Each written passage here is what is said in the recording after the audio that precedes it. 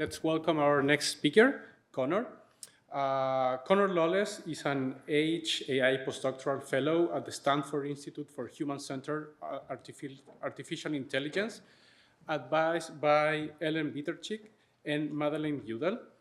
His research blends tools from optimization, machine learning, and human-computer interaction to make advanced analytics tools more accessible and trustworthy.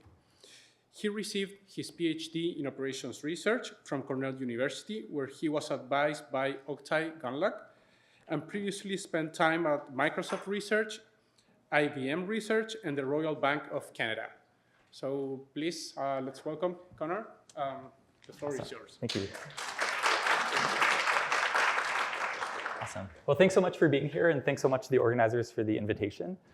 Today I'm going to be talking about some of our recent work on trying to make optimization tools more accessible for non-expert users. This is joint work with a whole host of really amazing collaborators at Microsoft Outlook, Microsoft Research, and Stanford that I'll try to shout out as we go through today's talk. To kick us off, hopefully I don't have to work too hard to convince anyone here that optimization has been an incredibly transformative piece of technology, right? Even in just the past few years, we've seen optimization used to deliver food through the UN World Food Program, schedule classes at large universities during the pandemic, and even catch poachers in wildlife preserves.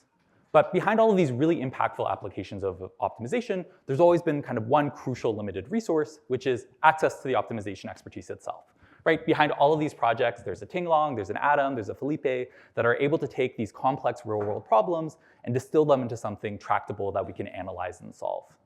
And unfortunately, that expertise is becoming increasingly hard to come by. So for instance, we could look at the users of Gurobi, which is a leading solver for mixed integer linear programming problems that runs this really fantastic annual state of mathematical optimization survey.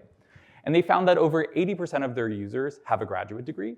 Over 50% of their users have a degree specifically in operations research. And maybe as a consequence of these high technical barriers, almost 100% of the survey respondents reported that demand for OR expertise at their companies was either steady or growing. Now, Gurobi isn't the only ones to notice these high technical barriers of entry. There's been increasing focus within the optimization community about how these technical barriers are really limiting the adoption of these optimization tools, just as we heard an amazing talk by Tinglong kind of identify. So for instance, Toad, Laura, and Thibault have this really amazing position paper that came out in IJDS last year, where they compare kind of the explosive growth of machine learning over the past few years to optimization and highlight that these technical barriers are part of the reason why optimization just hasn't seemed to kind of blow up the way machine learning has among undergraduates and practitioners. And specifically, they argue that a key to success going forward is going to be to lower the barrier of entry for users without an advanced degree in OR to engage with these tools. Now, this isn't a new problem. You could argue that enabling non-expert users to do better decision-making is kind of like a foundational quest within the field of OR, going all the way back to work on decision support systems from Keenan Morden in the 70s, as well as more recent approaches to bring non-expert users into very structured components of the optimization process. So for instance, you might have heard of multi-objective optimization paradigms, where we help non-expert users navigate kind of trade-offs between competing objectives, or interactive optimization paradigms that can kind of help non-expert users guide the optimization process itself or query missing information. Similarly, you could also view this really rich literature on algorithm configuration and selection as being an attempt to enable non-expert users to do better algorithm design, going all the way back to algorithm selection work from Rice in the 70s, as well as more contemporary approaches to use machine learning for algorithm selection and configuration. But what I'd want to argue is that existing approaches have really limited kind of the scope of how we can bring non-expert users into an optimization process, whether that just be helping them pick between multiple objectives or select from kind of a pre-existing set of algorithms. Now, I've already given away the punchline in the title of the talk, but what I'm hoping to convince everyone here in the next 40 minutes or so is that generative AI is a really exciting new opportunity to revisit the scope of how we enable non-expert users to access and use optimization tools. Right? And we've already seen generative AI be this really promising bridge between non-expert users and traditionally technical domains in things like coding and SQL, as well as even traditionally creative tasks such as writing. So the million, if not billion-dollar question we're going to be trying to answer today, and to borrow some terminology from Tinglong, is can we leverage these tools from generative AI to democratize access to optimization? Now, hopefully if you've committed to at least attending this workshop, I probably don't have to tell you too much on that overarching question. But conditioned on this being an interesting enough question to focus on for the next hour, a really important foundational question is what exactly are we trying to democratize, right? How do OR practitioners actually go about modeling and solving real-world optimization problems? This might seem like a really kind of simple foundational question, But much to our surprise, there's been very little grounded scientific work trying to understand how OR is practiced. And why is that important? Well, if we compare it to something like AI and machine learning, the whole field of human-computer interaction has essentially spent the last 10 years trying to understand how every individual aspect of data science is practiced, whether that be documenting data, implementing statistical machine learning tools, or even working with domain experts to understand data. And why is understanding how data science practice so important? Well, it's led to the development of really important frameworks that are trying to change how data science itself is practiced. So for instance, you might have heard of things like model cards and data cards that are becoming industry best practice in terms of how practitioners document the data used to train their machine learning models or the limitations of these pre-trained approaches. You might have seen tools like GAM Changer, which are these nice visual interfaces that enable domain experts to integrate their expertise directly into the training of machine learning models. But what I really want to underscore is that there's this massive chasm between what we know about how data science is practiced and how we can build better tools for data science experts and what we know about how optimization is practiced. So motivated by this gap, we actually just wrapped up a few months ago, to the best of our knowledge, the first qualitative study of OR practitioners. I know qualitative study, weird kind of topic to be talking about at the ORC, but I promise it's going to lead to some important insights that are going to pop up later. So we recruited 15 different participants from 7 industries, which was about 650 minutes of interviews, which we then transcribed and analyzed using Grounded in Theory, which is a toolkit from the human-computer interaction community. And I won't walk through all the insights. If you're a PhD student, I actually think it's a really cool paper to read because we outline a lot of kind of cool open problems at this intersection of tooling for OR practitioners that could lead to some really good research ideas. But I want to summarize very coarsely kind of the high-level process that we found that OR practitioners follow and identify some problems that we're going to try to address using tools from generative AI during today's talk. So at a high level, the first step that OR practitioners follow is understanding the decision-making problem, right? As you can imagine, very rarely are OR experts the experts in the domain in which they're applying their tools, right? Maybe you're a PhD grad from MIT and you're going off to some steel manufacturing plant to try to optimize how they produce their steel rods. Because you're not an expert in steel manufacturing, you have to spend a long time understanding what that real process looks like and what the constraints are. And because that requires talking to people or being on site, this can be a really, really slow feedback loop that takes weeks, if not months, to iterate to a final understanding of what you're even trying to solve. Once you have that understanding, you then have to translate that into some sort of concrete optimization model, right? And this is a really pragmatic process that requires making trade-offs between the fidelity of that model to the underlying real-world problem you're trying to solve versus what we can actually analyze and solve in a tractable way. Once we have a baseline optimization model, you then have to tune that for efficiency. That can be something as simple as generating better parameters for your Gurobi or your MILP solver to get more performance out of it, or it could be something as complicated as applying decomposition algorithms or coming up with custom primal heuristics. And then finally, once you've done all this hard work, you still have to convince those original domain experts that you've actually solved the problem that you said you would, right? So that typically involves showing sample solutions to those clients where they almost inevitably will come up with different constraints that you didn't consider, and this whole process has to iterate. So a quick roadmap for where I'm going from the rest of today's talk, we're essentially going to be trying to identify how we can improve this workflow along kind of 2 key axes. The first part of this talk is going to be talking about how we can use large language models as a way to enable non-expert users to model and solve their own optimization problems. So trying to reduce those really, really slow feedback loops between a domain expert and the OR expert to converge on a final optimization model. We're going to see that first in the context of meeting scheduling, which is a collaboration with folks at Microsoft Outlook, before briefly talking about a more general purpose system we built for mixed integer linear programming problems at Stanford. And then in the second half of today's talk, we're going to be showing how we can use natural language information and large language models to do better solver configuration. So working towards making that tuning step even more effective for non-expert users, before wrapping up with some open research questions. Great, so the first paper I want to talk about is on combining large language models with constrained programming for improved decision support. This is joint work with Jacob Schofer, who's now at the University of Groningen, Lindy Lee, Kale Rowan, Shalad Sen, who are folks at Microsoft Research, and Christina St. Hill, Gina Su, and Bahar Sarifzadeh, who are folks from the Microsoft Outlook team. So I want to ground us in a really practical problem, kind of illustrate where these democratized optimization tools can be effective. And hopefully it's an application that rings true for a lot of folks. I know your semester hasn't started, so maybe the PhD students in the crowd haven't thought too much about meeting scheduling. But I can remind you that it's a pretty draining process. And unfortunately, what's been really bugging folks at Microsoft Outlook is that the tools that they've built to do better meeting scheduling have been almost kind of criminally underused. So maybe as a quick show of hands, how many folks here have used Microsoft Outlook? Okay, pretty good. And how many folks here have used Microsoft Outlook's time suggestion tool? Okay, that's more than I've gotten in a lot of these talks. So for those of you that haven't seen it, the time suggestion tool is pretty simple. The idea is that when you go to schedule a meeting, you type in who you want to meet with and for how long, and it outputs a bunch of meeting times where a meeting is ultimately going to be scheduled, right? And in a perfect world, you pick one of those times, your meeting scheduling process is done, and you can move on with your life. But folks at Microsoft Outlook have been running a lot of metrics on this feature, and they found that only 13% of Outlook users, which is about kind of the ratio we saw in this crowd, actually use this feature. And a big chunk of the reason why is that, one, it's not necessarily the most accurate feature. So it only suggests the time where a meeting is ultimately scheduled about 32% of the time. But I'd argue that's actually a pretty good number for the complexity of the task.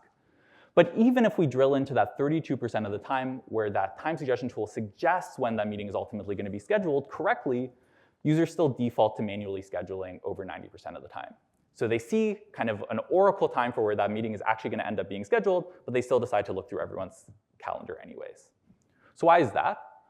Well, they did a lot of interview with Outlook users, and one of the big things that popped up is that users are really frustrated by the lack of agency or control they have over this system. So for instance, we have users who say things like they want to adhere to custom constraints, things like a meeting-free Friday. They want the ability to tweak time suggestions to their specific needs, and even some insights into how to relax scheduling constraints in over-constrained settings. So a natural follow-up question is, if we know users want to be able to integrate their own custom scheduling constraints into these systems, what do those constraints actually look like? So while I was at Microsoft a few years ago, we ran a diary study where we recruited over 100 folks at Microsoft to essentially give us their in-the-moment scheduling preferences. So when you sit down to go schedule a meeting, tell us what sort of information and constraints you want to be able to integrate. And here's just one sample response for one user for one meeting, right? And it's a real laundry list of things they want to be able to integrate. So things like what their business hours are on holidays, when they go for lunch, whether or not their coworkers are in the same building, whether or not they work hybrid. And this is before we even get to meeting-specific constraints like wanting a break if I have 3 hours of meetings back to back, or not wanting to meet in the morning. And really kind of the takeaway here is that user preferences are incredibly diverse. Right? There's not going to be one kind of simple drop-down system that's going to be able to capture all the different kinds of constraints that users want to be able to integrate into these systems. Right? And if you used the Microsoft product before, you know the typical way we personalize these tools is we're just going to add a drop-down. Right? But no drop-down is going to exist to capture all of these. So the question we try to answer in this paper is, can we combine kind of the flexibility of large language models with traditional OR tools to enable better personalized meeting scheduling modules? So before I kind of introduce our hybrid approach, I want to walk through kind of two naive solutions and why they don't quite work in this setting. So we started working on this back in 2023, and if you remember, the hot new LLM at the time was GPT-4. And one thing that got a lot of folks at Microsoft really excited is that in the press release for GPT-4, they had this cool demo where they showed that if you just input a paragraph of text over everyone's availability, it would output kind of a candidate meeting time. So maybe this is actually a hard problem at all, right? All we need is some sort of API indexing to these LLM tools, and it'll do the scheduling for us. So we ran some initial synthetic experiments where we created 10 scheduling scenarios with 2 date participants and 3 very, very basic constraints. So things like wanting to meet within a time window, not meeting on Friday, and having a soft preference for a day of the week. And then what we did is we tried to evaluate how many of these constraints that we were able to satisfy, right? As kind of a proxy for how good the meeting time is. So this bar on the left here is going to show the best we could have done a priori. So if we had a team of software engineers implement all of these constraints into some sort of constraint programming model and output the best time, normalized to 100%. And then we tested GPT-4 on trying to solve these constraint satisfaction tasks. And I say GPT-4 native here, but you can substitute in your favorite prompting strategy at the time. Folks at Microsoft experimented a lot, things like chain of thought, reflection, all of the kind of trendy prompting tools. And what we found is that GPT-4 was only able to recover about 70% of the performance of this constraint programming solver, right? And maybe in the beauty of 2026 hindsight, this isn't super surprising because there's been a lot of concurrent work that have identified that LLMs are not great at constraint satisfaction tasks, right? We've spent the last 50 or 60 years learning how to do constraint satisfaction really well in the OR community. Maybe it's not surprising that an LLM can't replicate that out of the box. Okay, so LLM alone is not going to work. What about just the traditional OR approach alone? So I've already kind of hinted at this before, but meeting scheduling is a really natural fit for constraint programming. So if you haven't seen constraint programming before, it's a really simple modeling paradigm. The idea is that we have a bunch of variables, each with an associated domain. We're going to assume this domain is finite. We have a bunch of constraints, which are just going to be functions that map from a setting of these decision variables to an associated score. That score could be infinite if that constraint has to be satisfied. And our goal here is to find a setting of these variables that are going to maximize the score. So simple enough. And you can imagine how meeting scheduling slots into this paradigm. Our variable here could just be a meeting time, or if we're scheduling a recurring meeting, a set of meeting times, or if we're scheduling somebody's whole weekly work calendar, this could be a whole bunch of different decision variables. Our domain is just going to be the set of time blocks of the right duration over the correct time horizon. So let's say like 1 hour time blocks over the next 2 weeks. In practice, people don't like to schedule things at the level of milliseconds. So there's really actually not that many 1 hour time blocks. Constraints here can represent any sort of user preference or meeting requirement. This could be something as simple as Connor is available for the meeting, or something as complicated as if I have 3 hours of meeting back to back, I need at least a 5-minute break before I schedule my next meeting. And our objective here, kind of stated informally, is to find the best time. But as we've already talked about, these constraint functions are incredibly diverse, right? Users have a ton of different preferences they want to be able to integrate, and we don't know what their preferences are a priori. So it's hard to use a traditional OR tool because we need to kind of flexibility to capture these constraints on a kind of a per user basis. So the key insight between our approach is that we're going to try to combine the best of both of these approaches. So we're going to use LLMs as a tool for flexibly translating these incredibly diverse scheduling preferences, but use a constraint programming solver to do the actual constraint satisfaction problem, right? And there's been a lot of work since, but at the time, this was one of the first systems to explore this hybrid LLM optimization approach. So what does this look like? Well, at its heart, we're going to have an underlying constraint programming model, which we're going to represent as a prioritized list of constraints. Each constraint here is going to have a natural language description and an associated Python implementation. These Python implementations are going to look really simple. It's just going to take in a candidate meeting time and a bunch of these auxiliary data sources and output whether or not that time meets the constraint. We're going to store this in a prioritized list. As you can remember from constraint programming, we have these associated scores. Based on some initial user studies and kind of some basic intuition, users are really, really bad at specifying a numeric score for how important it is to meet a feature. So we found having this prioritized list kind of aligns better with how folks were thinking about it. It's also going to help us build a better user interface for the system later on. We're also going to have a constraint programming solver that's going to be able to take this list of prioritized constraints and output a new meeting time. And on top of that, we're going to have a bunch of LLM-powered components that are going to translate chat messages from a user to operations on this underlying constraint programming model. So we're going to have one manager component that's going to translate a chat into a pre-specified list of candidate actions. One of those is to add a constraint, which is going to take that natural language description of a preference and embed it as a Python function and add it to our constraint programming model. We can also do other simple operations like deleting a constraint, changing the priority, or generating a suggestion. Now, one really, really nice thing about the flexibility of these LLM-powered systems is that it also enables the LLM to kind of query for more users. So one thing that's going to pop up a lot in these democratized OR tools is that users are really bad at specifying their decision-making problems, right? They might use like really vague terminology, like I want to meet when I'm most productive, or might ask for things that are kind of outside of the scope of what the system can accommodate, things like I want to meet when it's sunny outside. So adding this additional flexibility to allow LLMs to query for more users actually helps users also refine the optimization problems, which is a lot better than you would get from kind of like a one-shot setting. Great. So the beauty of these systems is that the actual LLM components themselves look remarkably simple. So here's, for instance, our LLM system for doing that constraint generation. So going from a natural language query to a concrete Python function. Our inputs here are just going to be all the different APIs available. So remember in that initial user study that we ran, users wanted to be able to integrate a ton of things like where they're working, what their lunch hours are, what their holidays. And within this framework, it's super simple. All you have to do is define an API for what that information source looks like. Some few shot examples, and then we get our new request, so something like wanting to meet before 11 a.m. And our LLM is just going to output a Python function. Right? And this is kind of a task that we know LLMs are already really good at. There's been a ton of work on LLMs for generating code, and these are very simple pieces of code, right? This is like a one-line Python function. Okay, so I do want to give a bit of a disclaimer because I know this is an optimization crowd. You're probably wondering, hey, this is actually a pretty simple optimization problem. We were just trying to schedule a single meeting. So in our setting, we can solve this by enumeration, right? There's only so many 1 hour time blocks over the next 2 weeks. You could just enumerate them all, score them in like a millisecond, and pick the best one. But the same principles are going to underline systems where we're calling an actual solver, right? And this is actually a nicer setting for us to experiment on what those human interaction paradigms look like without the complexities of dealing with kind of solver specifics. Great, so what does all this added complexity get us? Well, if we return to those initial synthetic scheduling experiments, it's actually going to let us close the gap between an LLM alone and the best we could have gotten if we had a team of software engineers implement these custom constraint programming models a priori. Now, this is a really small scale example, right? We only have 10 synthetic scheduling scenarios.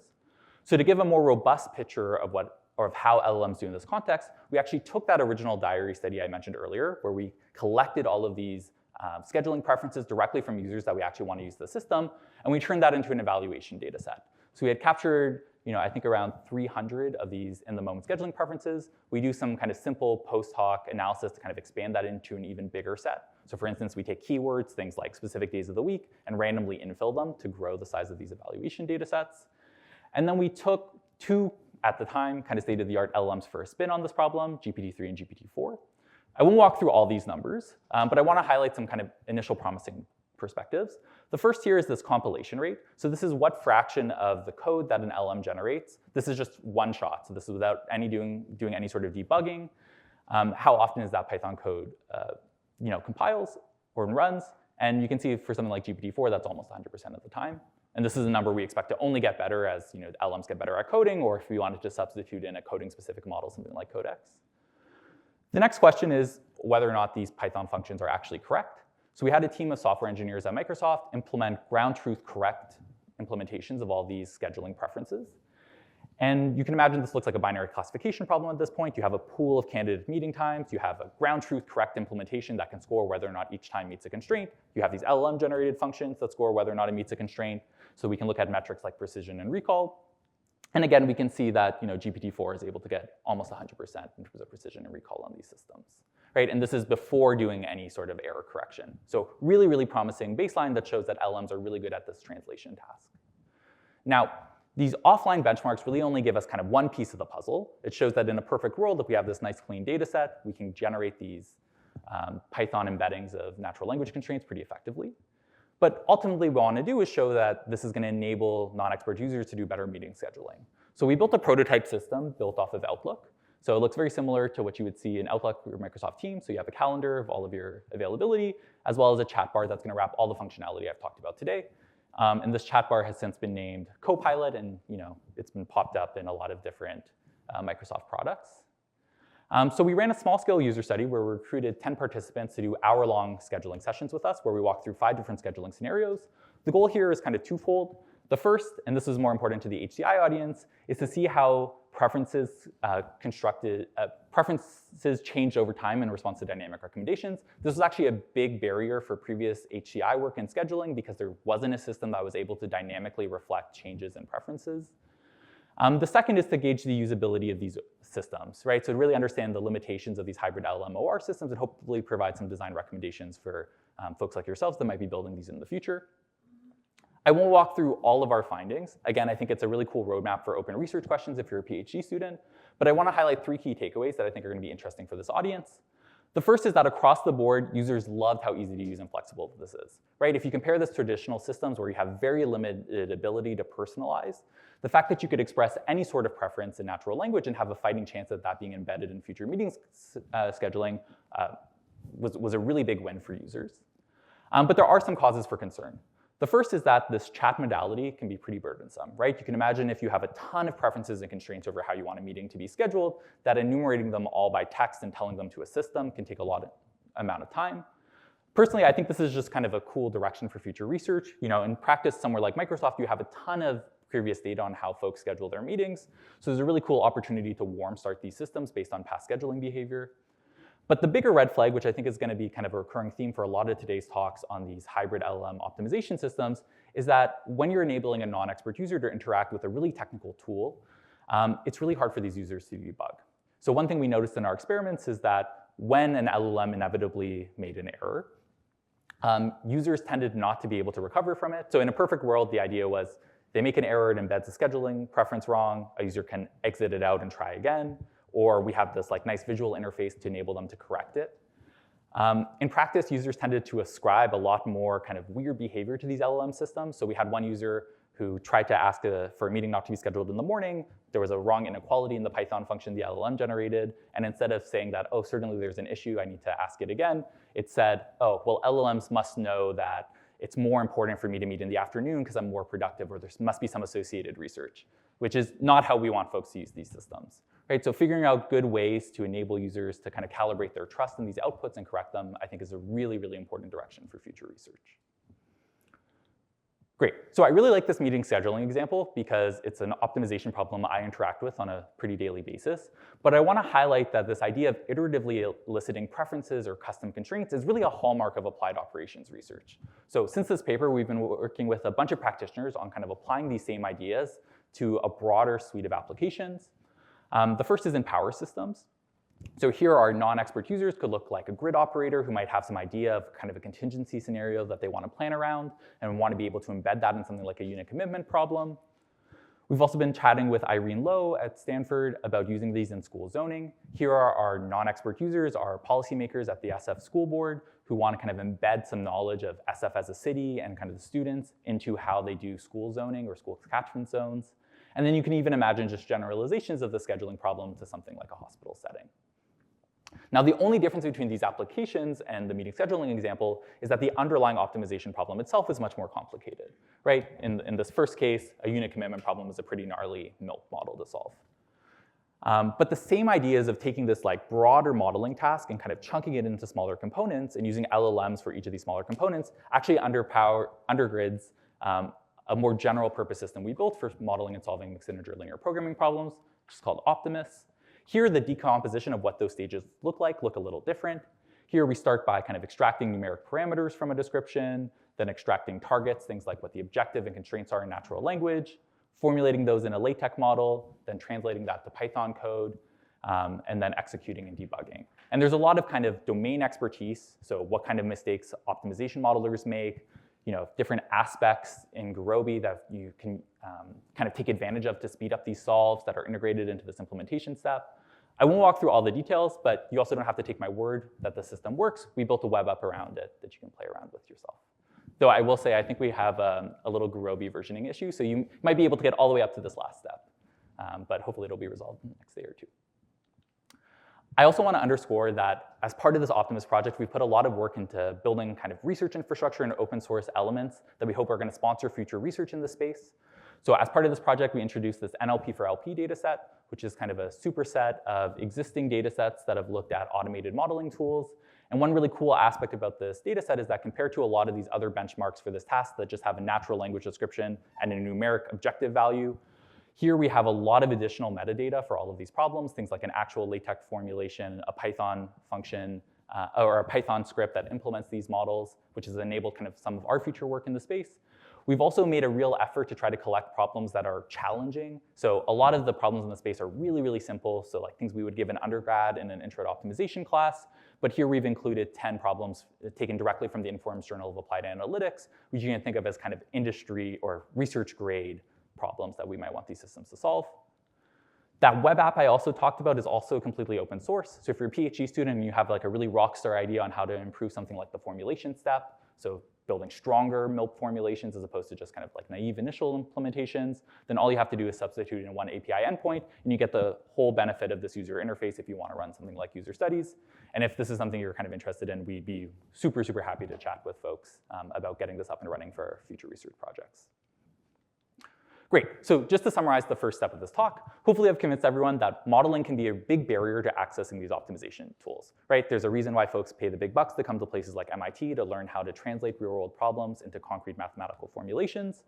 But LLMs, comboed with the right framework, have some really promising initial results and kind of enabling these non-expert users to model their own optimization problems, but there's tons more work to do. So I didn't walk through the numeric results of that Optimus paper, but we have a lot of empirical results that LLMs still struggle with modeling kind of complex problems. So those research grade settings, and they're also really difficult to trust, right? So when problems go wrong, enabling those non-expert users to be able to audit and correct them is a really important open research direction.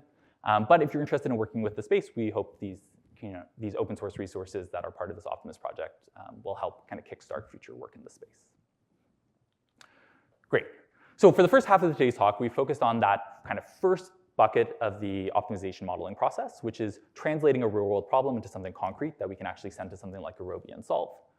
For the second part of today's talk, I want to focus on kind of a more downstream problem, which is enabling us to actually solve those models kind of more effectively.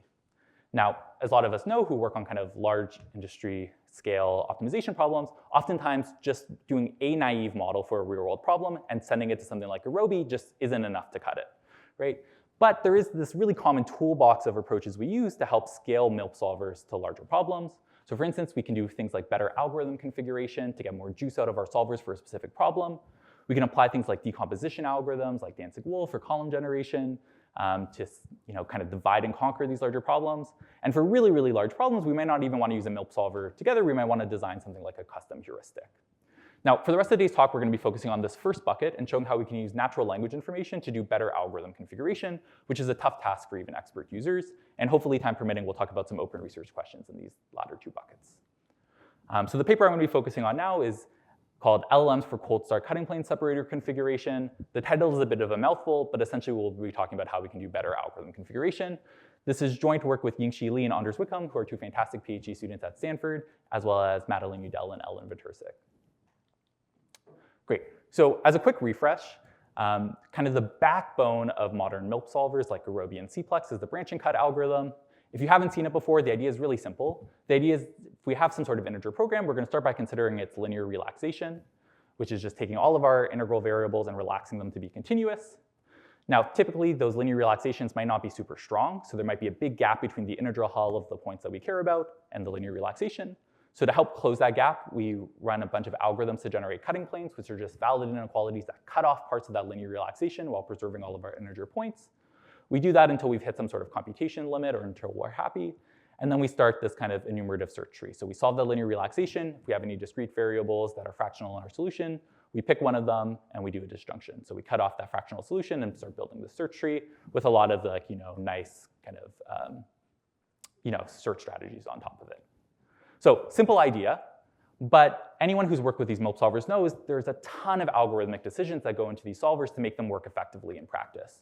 So for instance, there's a bunch of different algorithms we can use to generate those cutting planes, and we have to figure out which ones we want to use, how aggressively do we want to run them, when do we want to use primal heuristics, which primal heuristics do we want to run, which nodes to explore, how do we select search variables to branch on, so on and so forth. And how that's operationalized is essentially these solvers are shipped with a ton of parameters that let you pick what the answers are to all these decisions. Right? So for instance, Cplex has a 221-page manual describing 135 parameters, and it comes with this really ominous warning that you may need to experiment to get the best results. And the reason you might need to experiment is because the best answers for all of those decisions look very different for, let's say, a routing problem than it would look like for a scheduling problem. Right? And there's a ton of papers that have showed that even picking better answers to one of these questions, so for instance, picking which cutting plane separators to run, can improve solver performance by over 70%. Now the catch is actually picking these parameters by hand is really slow and error prone, right? And it's a tough task for even folks that have done their whole PhDs in computational integer programming. And you don't have to take our word for it. This is actually a complaint that popped up a ton in that user study that I mentioned earlier. So for instance, we had one user that said that the only thing they can do is really just tweak the parameters and see what happens, which is not the most rewarding part of your job, for sure. So motivated by how important these parameters are, but how hard they are to tune, there's been a ton of work in the past 10 or 15 years on this idea of automated algorithm configuration, where the goal is to pick or make better choices for all these parameters to get the most performance out of your solver for a specific problem class. But what I'm hoping to convince everyone here is that existing approaches for algorithm configuration require a ton of compute and data. So for instance, we can look at param-ILS, which is kind of one of the first seminal works in algorithm configuration from Kevin Layden's Brown group at UBC. And it's essentially an iterated local search algorithm. So you start with a random configuration. At each iteration, you do some random perturbations around that point. You test them all out. If you find one that improves your performance, you move through that and continue on until you can't find any improvements. Okay, well, why is this so computationally demanding? Well, what does it mean to test a single configuration? Well, really the best we can do is to take that configuration and use it to solve a bunch of MIPS, right? And typically we're only using a MIP solver if we have an NP-hard problem. So essentially generating one evaluation of a configuration requires solving a bunch of NP-hard problems, and we might want to solve them a bunch of times to address for things like performance variability, right? And what this means is that in practice, configuring a solver for one problem class can take over 2 days of CPU time. Now, one issue with this param-ILS framework is that it only generates one configuration for kind of every problem within a distribution. So there's been a lot of cool tweaks on this framework, including from folks at MIT, like Kathy Wu's group, that have tried to develop instance-specific configuration approaches. Here, the idea is that we're going to build a portfolio of candidate configurations and given a new instance, select from it.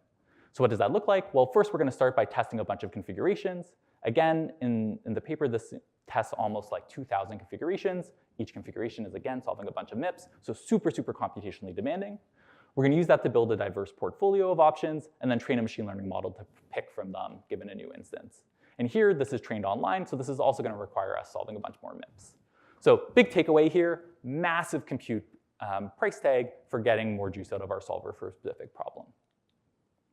So the big question we try to answer in this paper is, can we get all the benefits of these problem-specific cutting plane separators or these MILP solver configurations without this big compute price tag, or needing to collect a bunch of historical instances in order to train these configurations? And obviously that's a pretty ambitious task, so we're going to focus on one very specific configuration problem, which is figuring out which cutting plane separators to run. And I wouldn't worry or index too much about this as being the kind of choice of activity we're looking at. Think of it as a proof of concept for more broader configuration tasks. So there's a quick refresh of what cutting plane separators are, because we're going to focus on configuring them for the next little bit of the talk. Essentially what they are just different algorithms for generating those valid inequalities that tighten a linear relaxation. Typically how these are implemented within a branch and cut solver like Skip or Gurobi is that we have some sort of prioritized queue of separators to run. So we might want to run like Gomery separators and CleCuts, so on and so forth. They each produce kind of a set of valid inequalities that we can add to the cut pool. And then we have this downstream cut selection task, which picks which one of these we actually want to add to our MIP model, right? Because if we add too many, we're going to hit some numeric issues. It's going to slow down our solve. And kind of one of the rockstar insights from this paper from Kathy Wu's group is that even just picking which of these separators to run can have a big impact on the downstream performance, right? The idea is that if we're running a bunch of separators that eat up a lot of time but aren't going to generate high-performing cuts, it's kind of wasted computation. It also has these downstream benefits of it makes our cut pool worse, and this cut pool tends to persist throughout the tree. Great, so we have a well-defined problem now. We want to be able to figure out which of these separators we want to turn on, but ideally without having to solve a bunch of MIPS. So it seems like a hard problem, but essentially we're going to look at two key observations that we're going to try to operationalize.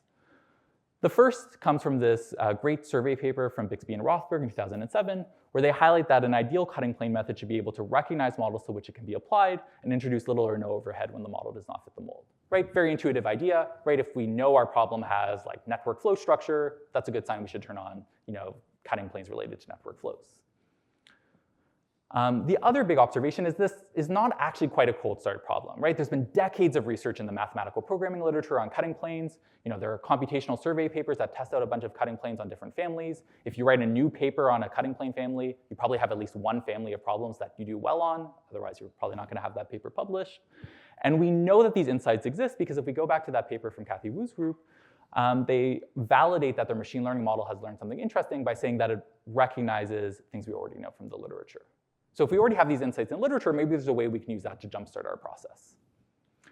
Now, again, I've kind of stolen the punchline because we've been talking a lot about LLMs and generative AI, but I want to highlight that LLMs are a really, really great tool for trying to operationalize these two insights. Right? On one hand, we know LLMs can identify optimization structure from natural language, right? Hopefully I convinced you that in the first part of today's talk. And the second is that, for lack of nuance here, LLMs are trained on the entirety of the internet, right? And that internet includes a lot of math programming research. It includes a lot of Gurobi help forums, a lot of Stack Overflow. And if you want to convince yourself that there's some good math programming nuggets of information built into something like ChatGPT, all you have to do is ask for something like, what are network flow inequalities or flow path cutting planes, and it'll output at least something sensical. Now, using LLMs in this context doesn't come without challenges. The first thing is that configuration is a very solver-dependent problem, right? The cutting plane families available in something like Skip are going to look different than the cutting plane families available in Gurobi, and the underlying implementations are going to be different. So you can't just go to an LLM and ask them for the configuration because you need to know what solver you're working with. The second is that LLMs are kind of inherently unreliable, right? You ask the same question multiple times, you're going to get a different response, or you change very superficial elements of the prompt or how you ask the question, and you get a different response. And this is a challenge from a configuration perspective because small changes in a configuration have really big impacts in performance, right? You drop one really important cutting plane family and your computation time explodes.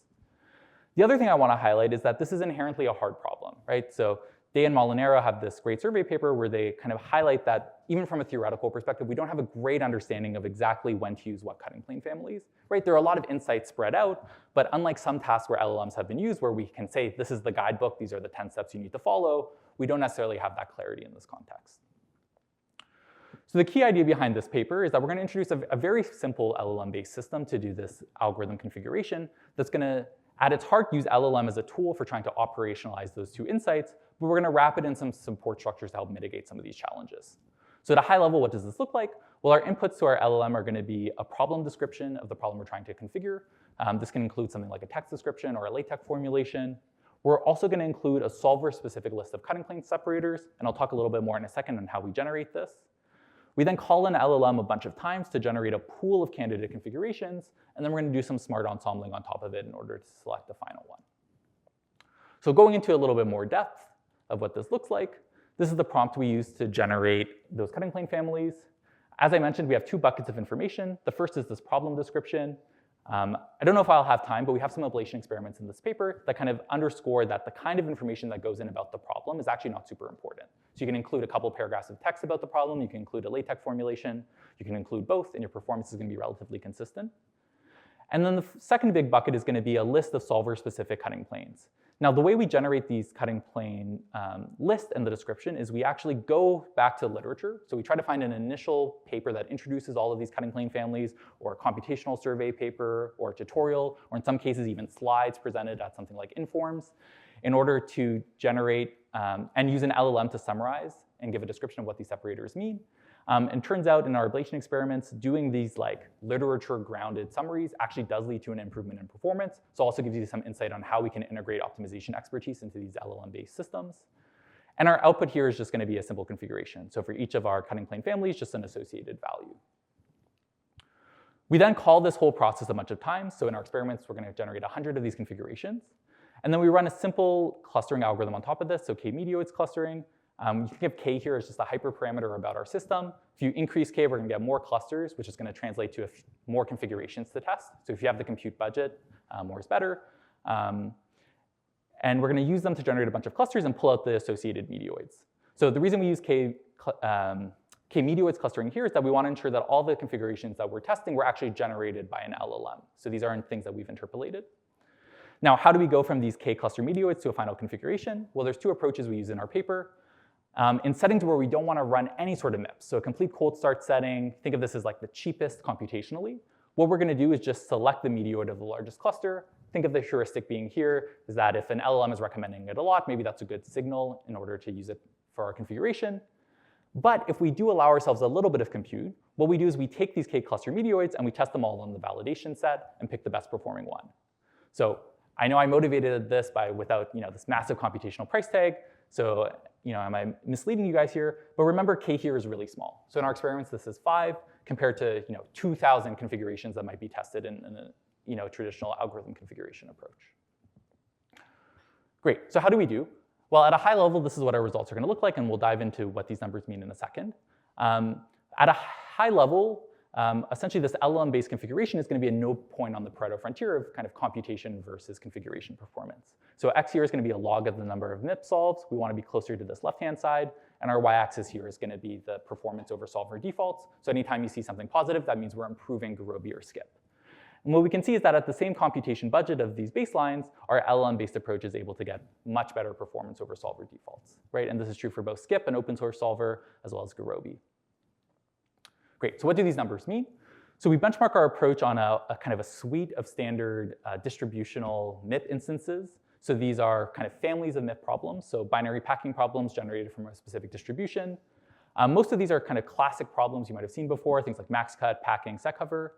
2 of these problems represent real-world distributions of instances. So one is load balancing problems coming from an ML for algorithm design competition a few years ago.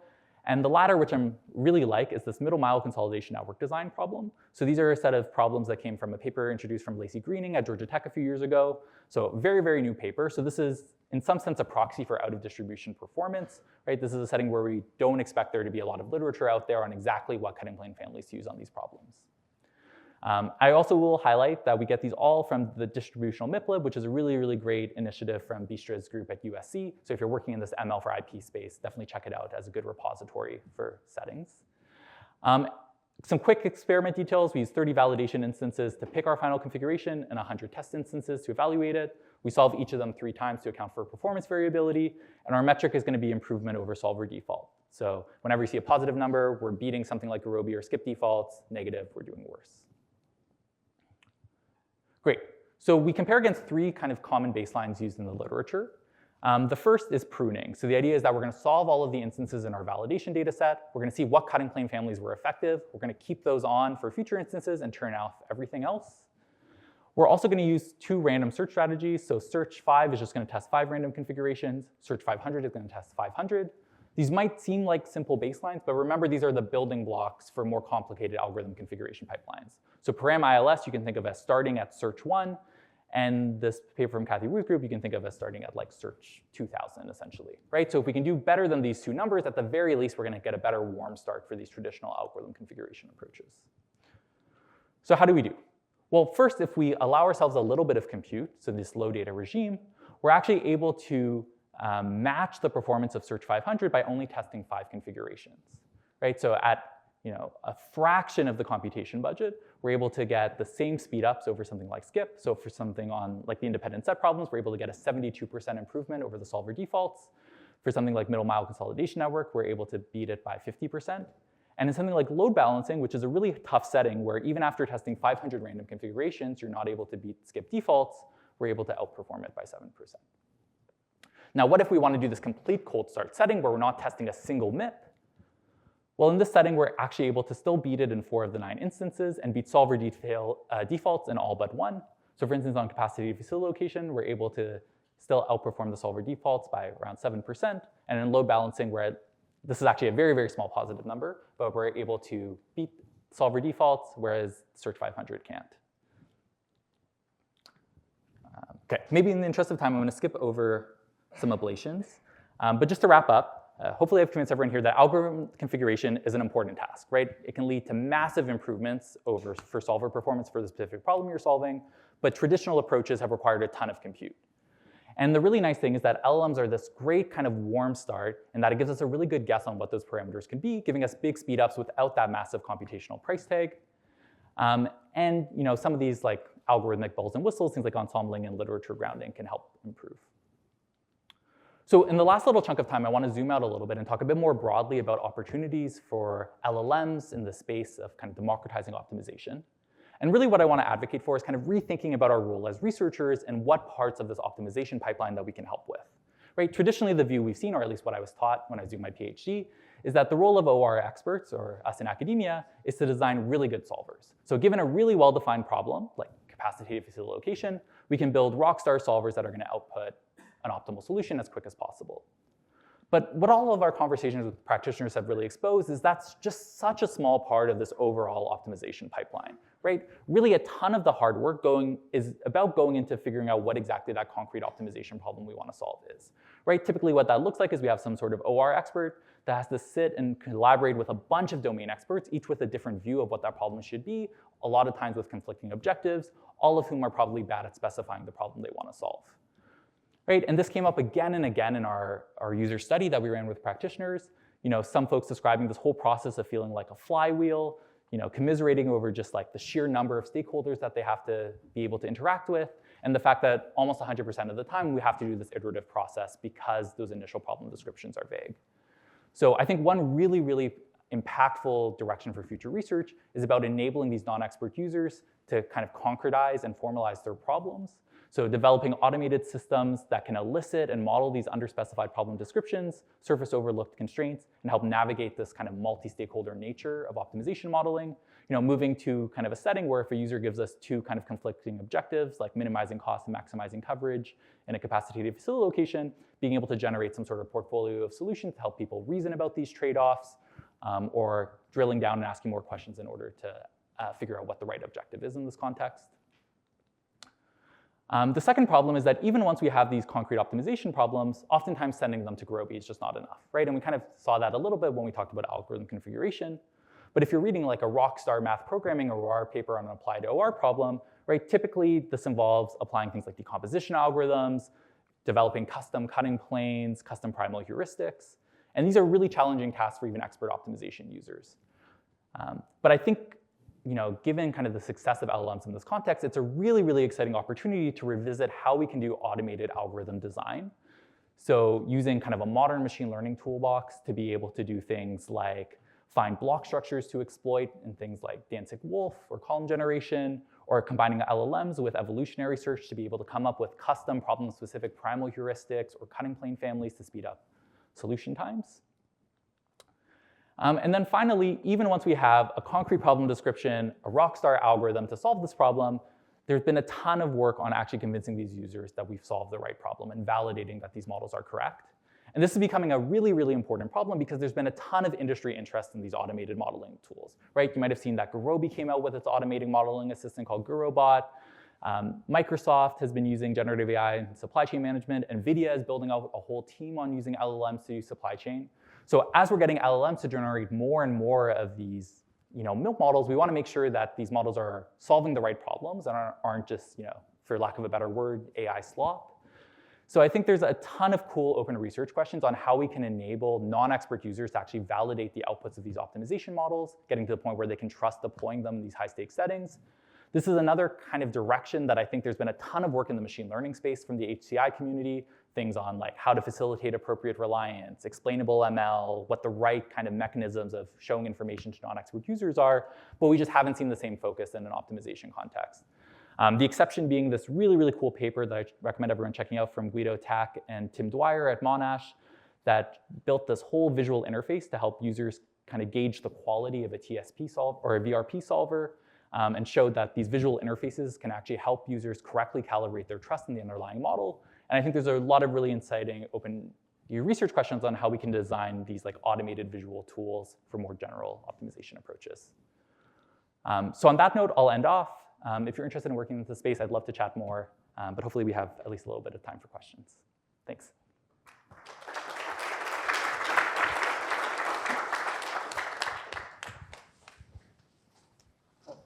Thank you, Connor, for the very interesting presentation. So now we have time for questions, and I will ask people to please take the mic that would be there. Yes, please. There's one.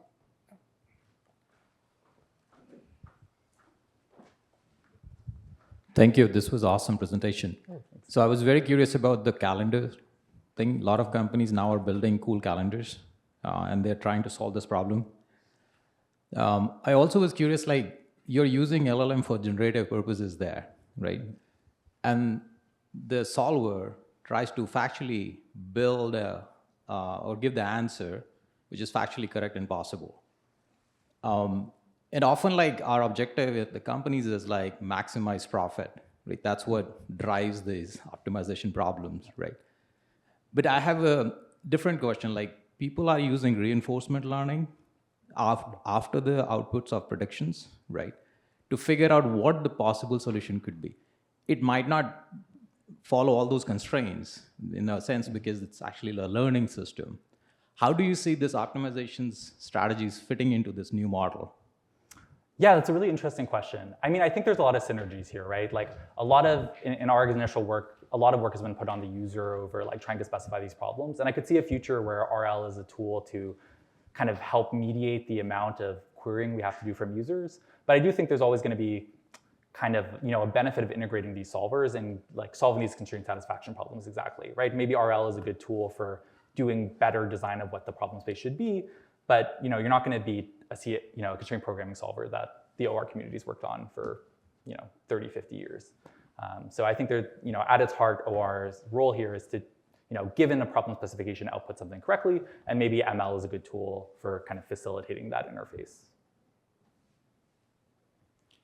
Yes, I want to ask you about this phrase that you know that sometimes operators feel that the best way to achieve some optimization is just playing around with the parameters and achieve it. So from the point of view of operators on the ground, where you have processes that require a lot of playing around with parameters, think about like energy systems, like managing a solar park or like renewable natural gas energy.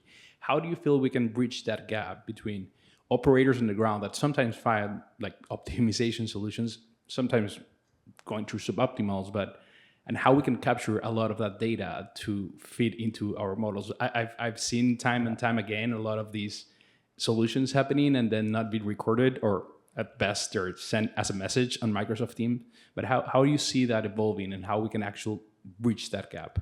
Yeah, so there's some really cool work coming out of Emma Frainer's lab at UDM or Polytech, one of the amazing schools in Montreal, that is essentially looking at exactly that problem. So she was working with folks in a hospital on nurse scheduling, and there the idea is like they never use these optimization models because there's always some sort of nurse there that doesn't want to work with somebody else and wants to do all these tweaks. So the idea is if we have a bunch of these historical examples of people doing these tweaks, can we back out what those constraints are? And they have some really promising kind of initial results. So I think that's kind of like what I see as a good direction moving forward. Like if we have these tools that can generate a model, there's like one lens, which is you can have a user specify the problem more specifically. And then the second lens is if we have these past historical behaviors, maybe we can infer that as a warm start for what that problem should be. And hopefully the two are kind of synergistic, right? If you do a really good job at this warm start, then the amount of fine tuning you need to do is going to be minor. Yeah. Hey, so thank you for the really nice talk. I had a question on the application of this. Like, unlike other agentic systems where you have like predefined sets of tools and the scope is predefined, using something like this in production systems where you're giving LLM access to generate and execute code. So what are your thoughts on that in terms of like, okay, if somebody gives like a malicious prompt and the LLM comes up with some malicious code that it has full access to run without any feedback. So what are your thoughts on, in terms of security, having something generate Gurobi code and run it? Yeah, that's a tough question. I mean, in the settings I've worked in an applied context, it's kind of nice because in meeting scheduling, it's like a very, very small bucket of what you can do, right? Like it's kind of controlled. But you could imagine in these more general purpose systems where you're building more holistic, large-scale optimization models, you want them to interface with a lot of data tools, and there are kind of privacy risks. I don't have a good answer for it. I do think it's a problem that people need to think about, and I think it's kind of motivates the importance of like trying to apply these technologies in very specific application domains, because I think those guardrails are going to look very different in a meeting scheduling context than it would in like a power grid context. Thank you so much. Quick question on when you were looking at the first problem or even the second problem, if you look at the constraints, right, space, I'm coming from a world where similar problem, but number of constraints were limitless, large number of constraints, but there's possibly a finite set. So the question here is, did you experiment with something where one of the things we struggle with is how he expresses those constraints is very different than how he expresses those constraints. Now, as a human, you can very quickly map them into like, oh, he's talking about the same thing, he's talking about the same thing. Was Gen AI able to map it into a common set very well, or? Yeah, so I didn't go too deep into the results, but essentially for this meeting scheduling example, one thing we did is we took that initial pool of like user-generated scheduling preferences and we ran it through a bunch of different LLMs to rephrase it, right? To kind of get at this linguistic diversity. And in terms of robustness on that axis, LLMs are fantastic at it, right? And you can think of it that's almost a task LLMs are built for, right? It's like very good at kind of doing these translations of these open-ended natural language settings, which traditional NLP tools were really bad at. So yeah, I'm a little bit more bullish and optimistic about being able to handle that case. Thank you for the really great presentation. So I actually had a question on the second half. So you talked about sort of augmenting how the way solvers work by using large language models and this cold start cutting plane separator.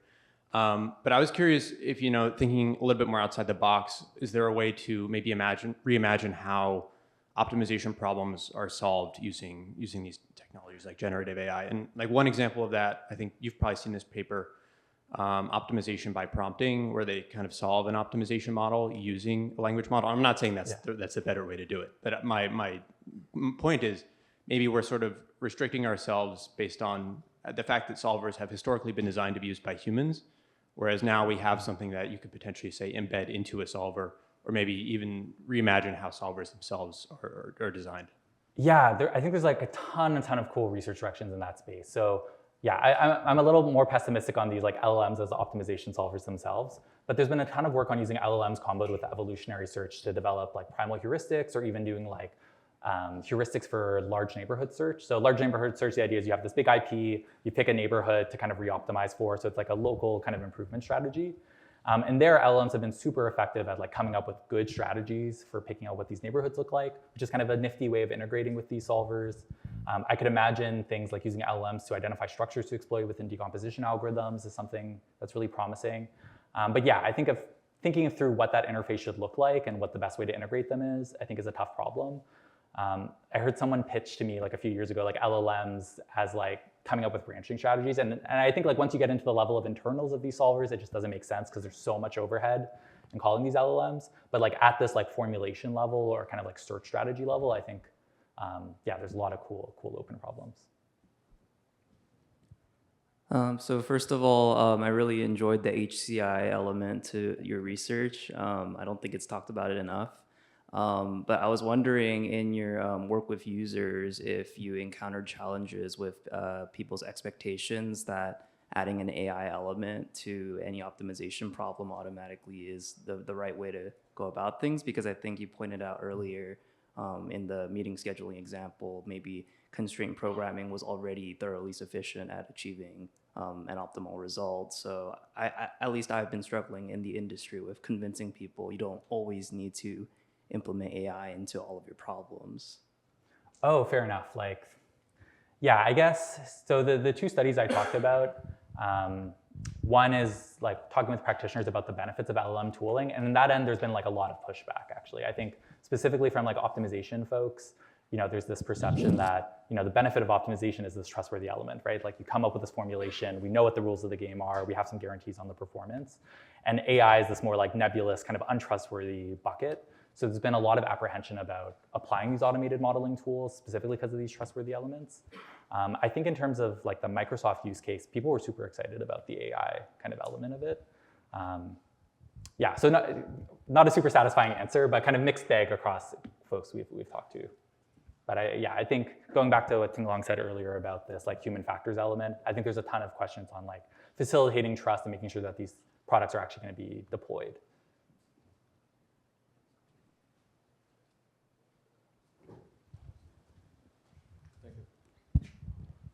Can you talk about use LLM in supply chain management? How that applies to the last miles? Yeah, I could, but I think we're going to have like a really, really good talk for a whole hour about LLMs for supply chain from Siru. So maybe I'll save my thoughts and let her give the much more kind of educated perspective on it. I had a question on the configurator, right? I know you didn't get into the prompt. Did you design like different prompts for each of those problems? Like the stable set or other? No, so the cutting plane separator descriptions are kind of fixed. The only thing that's changing is the user specified like what these problems are. So for kind of our offline benchmarks, we have like one natural language description of all these optimization problems. We took those directly from the distributional MIPLib website, so it's not something that we're coming up with.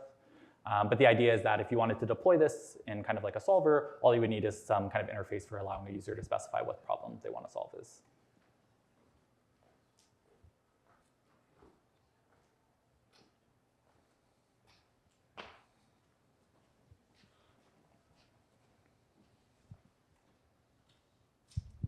Thank you for the presentation. So in a setting where, more in the first part of your talk, people have access to an optimization model that's already set up, like the non-experts in practice, the planners, how much do you think of the benefits that we could see there is related to people just getting access to the optimization that they wouldn't have had before that? And how much is really the chat interface, people iteratively like finding out about their preferences and so on, what you were hinting at in the scheduling setting?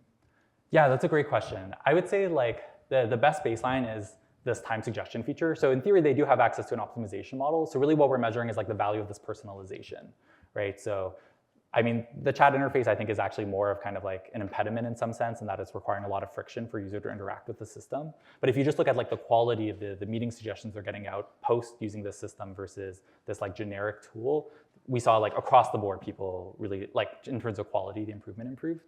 And yeah, I think if anything, like thinking through how to minimize the amount that they actually have to chat with the system to get those improvements is kind of the right direction to go.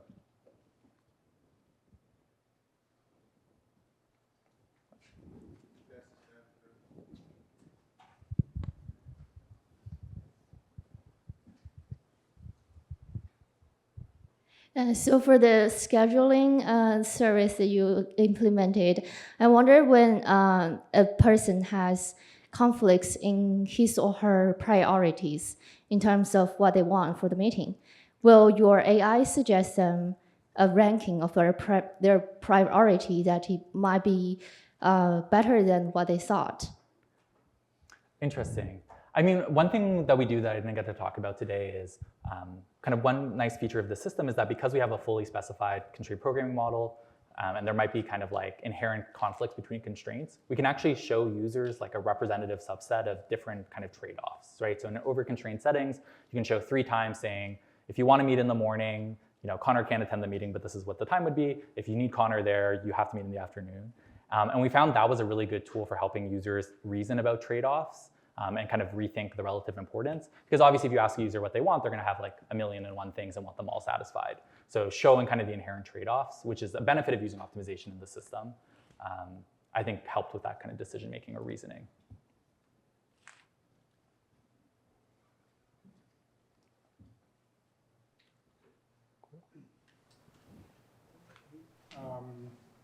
I have one maybe last question. So did you see if the tool struggled with any particular problem? Like I am thinking, is there any objective structure or constraint structure that is more difficult to deal with using these tools? Yeah, so talking about like the more general purpose MILP modeling systems, they struggled a lot with like logical constraints. So ones where you have to introduce auxiliary variables to do like disjunctions, things like that. LMs have kind of struggled with, though I will say I think there's been like a lot of kind of follow-up work that's kind of closed some of those gaps.